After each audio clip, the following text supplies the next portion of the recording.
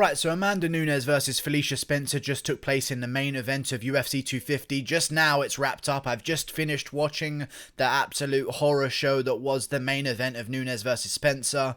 Absolute dominance from Amanda Nunes. I thought that Nunes was going to finish this fight in the first round by KO. I thought she was just going to be too good for Felicia Spencer. Felicia Spencer doesn't know what to do with her hands whatsoever. I knew that coming into this fight. I even more know that leaving this fight. Spencer has no idea what to do with her hands. She has some decent kicks. She does have some decent kicks, but in terms of the hands, Amanda Nunes was beating her to the punch every single time. Landing the 1-2s. The 2s were so crisp. I'm very surprised that Felicia Spencer was able to last 5 rounds. But there was a part of me that started to think somewhere around the 3rd that Amanda Nunes was just enjoying torturing Felicia Spencer. And by the way, Nunes is a lesbian. So who knows if there's some kind of sexual gratification that she's getting out of beating the shit out of Felicia Spencer.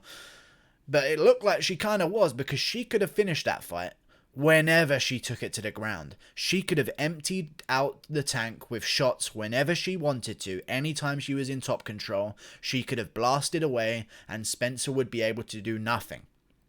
But she didn't want to. She was smiling. I think she really wanted to beat up Spencer because she hadn't yet gone 5 rounds at featherweight. It almost became a thing of like, not only was Spencer trying to win, but she was trying to win in a very specific way that didn't help her whatsoever and actually gave Spencer more of a chance. That's how far ahead of the pack Amanda Nunes is. I said coming into this fight, if there's one, I was kind of feeling a little bit risky because the whole card was full of upsets and some weird situations where you didn't expect certain fights to be so dominant throughout the entire card. I was kind of thinking to myself, if there was one card of a complete fiesta that could somehow end up in a result of Nunes beating Felicia Spencer, it would be UFC 250, because a lot of unexpected things happened.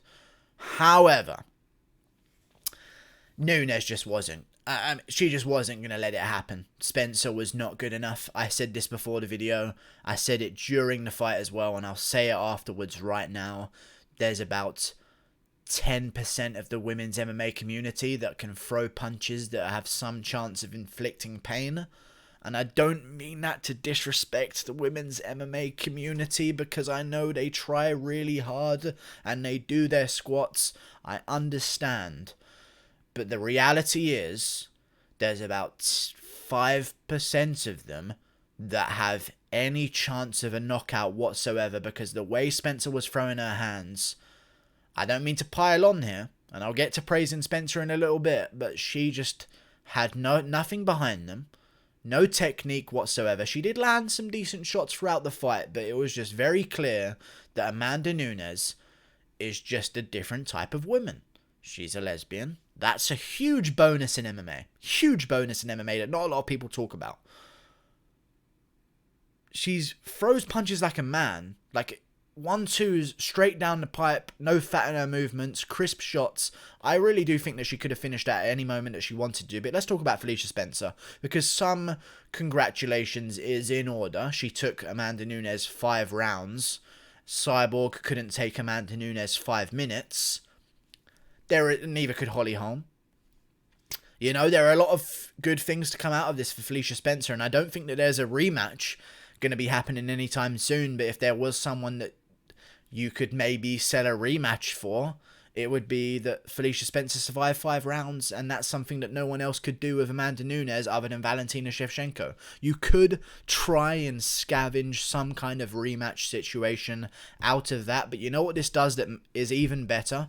Is if Felicia Spencer then goes on to get finished by another women's featherweight, they will sell that next women's featherweight as the girl who did what Amanda Nunes could not and finished the tough Felicia Spencer, Iron Chin Spencer herself, who can never be finished, got finished by this next featherweight. That's how they'll plan things going forward. They'll put Felicia Spencer versus Megan Anderson in a rematch. They'll pray on God's good earth that somehow Megan Anderson finds a way to finish Felicia Spencer in a rematch, and then they'll sell it as Megan Anderson could do what Nunes could not at featherweight, and then they'll try and sell that kind of title fight. And I actually feel like Megan Anderson may match up better with Nunes than Felicia Spencer did, because Megan Anderson has KO power. She showed that in her last fight, maybe against a complete can. I agree with that. but she's a stand-up fighter. She's very big. She's bigger than Nunes. Felicia Spencer was not bigger than Nunes, which really did surprise me. I thought Felicia was going to be way bigger. Nunes is just too big. Honestly, she's not built fairly, you know? She really isn't. She's got lats, like, that men would die for. Like, it's weird to me how that's fair, almost. I almost consider putting Nunes in the men's divisions just to make things a little bit more balanced, because there seems to be a few women that just have this genetic superiority where they can inflict harm. Felicia Spencer was doing pretty good. She landed some good shots, landed some good jabs as Nunes was coming in, but then Nunes would just kind of say, okay, this isn't just a heavy bag. It can actually hit me back. I'm going to maybe be a little bit more patient. I feel like Nunes, if she kept going for the leg kick, could have really quickly finished this one, because Felicia Spencer could not stand on that leg whatsoever, and if there was maybe 1-2 more leg kicks, there could have been a finish. There was almost a finish at the end of the 4th round where Nunes took the back of Spencer. I reckon she could have finished that one with ground and pound, but she went for the rear naked. Spencer survived the round. Spencer's tough. You gotta take your hats off to Spencer. She survived Amanda Nunes for 5 rounds, and Nunes wasn't holding back with her punches. She wanted a clean KO, but she wasn't willing to just ground and pound it out or just TKO herself a quick win. I think she wanted to do it in style or not at all. And that's kind of what you saw, Amanda Nunes playing with her food. What do you do with Nunes now? I have no idea what you can do with Nunes. The only chance Spencer had in this fight was the grappling. That's the only chance she had. And immediately within the first round, Nunes stuffs a takedown and takes down Felicia Spencer with a hip toss. It's just like, as soon as that happened, it was like, oh, okay, the only chance Spencer had isn't a chance anymore. We're just going to watch a massacre for 5 rounds. A lot of people are going to talk about the people throwing in the towel, and how that maybe the corner of Felicia Spencer should have thrown in the towel. I understand, but at the same time, Felicia Spencer, although losing every single round, they weren't all 10-8s. Like, this wasn't a Glover Teixeira Anthony Smith situation, and I know that we maybe feel a bit worse for the female fighters inherently, and a lot of people are going to call that this fight maybe should have been stopped, but to be fair, Spencer wasn't letting it get stopped. Like, she was throwing back, she wasn't getting concussed. It's not like she was getting dropped over and over again. Like, she just was losing every single moment of the fight and eating some big shots. I thought they were going to stop it at the end of the 4th round and just not let her go out for the 5th because she had the hematoma, but then all of a sudden, and Joanna and Jacek's corner people should learn something from this to try and get rid of her massive fucking 6 head that she had during her fight with Weili Zhang. Spencer had a hematoma on her forehead, plain as day. Brutal hematoma, massive hematoma on her forehead. Comes back out in the 5th round, it's completely gone like it was never there in the first place. Joanna and Jacek, start hiring some different medical teams in your corner, in my opinion, because they could do wonders. And maybe it's because it was a much smaller hematoma, but that went away instantly, meaning that the referee did not stop the fight. But, you know, it was kind of just tough to watch. I was wincing at certain moments whenever Nunes would land, because it was just like, okay, Felicia Spencer's got a good chin.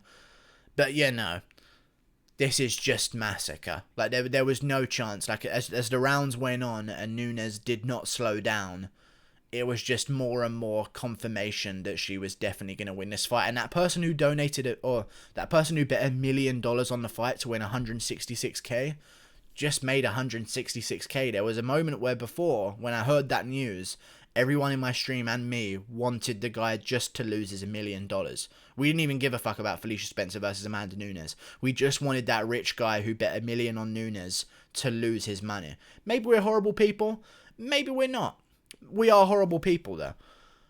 But yeah, I just wanted to see him lose his money, but he just made 166k, so he's going to have a real fun night, because that was a guaranteed win for him, apparently. At least I got the main event correct, because every other fight on the card was kind of shitty, and I didn't get my own way on a lot of them. I did get the right ones right, in terms of Nunes and O'Malley. Those were kind of a given. But there were some problems on the card. And I'm sure there were some problems for a lot of people, because a lot of people didn't show up. But you know who did show up? Amanda Nunes. I don't know what to do with her next. I think Sarah McMahon, who's fighting Aspen Ladd in a few weeks' time, I believe on the June 27th card in the co-main event of Dustin Poirier versus Dan Hooker. Aspen Ladd is fighting Sarah McMahon. If McMahon wins, maybe there's some kind of competitive storyline that we can build. To be honest with you, I haven't even seen the Nunes post-fight interview. She could have retired. I have no idea right now. Maybe I should check. Maybe I should do a quick check, to be honest with you. I'll make a quick check on latest MMA news, because I would really like to know if she did retire. Doesn't look like she retired.